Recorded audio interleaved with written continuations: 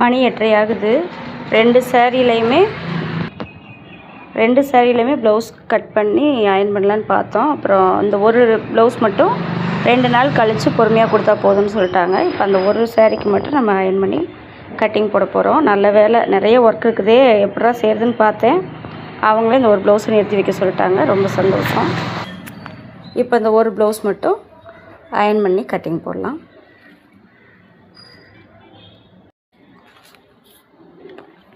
இப்போ அயர்ன் பண்ணி முடிச்சுட்டு கட்டிங் போடுறதுக்கு தேவையானதெல்லாம் எடுத்து வச்சாச்சு.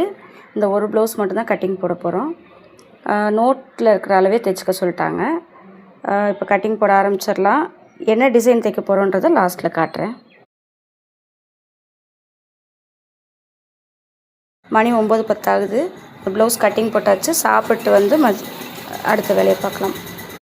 9 மணிக்கு மேலே சாப்பிட வந்தோம். வந்த இடத்துல மதியம் லஞ்சும் ரெடி பண்ணி வச்சுட்டு போயிடலாம் அப்படின்றதுக்காக இப்போ சமையல் வேலை நடந்துகிட்ருக்கு. அடுத்து 12 மணிக்கு வீடியோ பார்க்கலாம். எவ்வளோ வேலையாக இருக்குன்னு பார்க்கலாமா?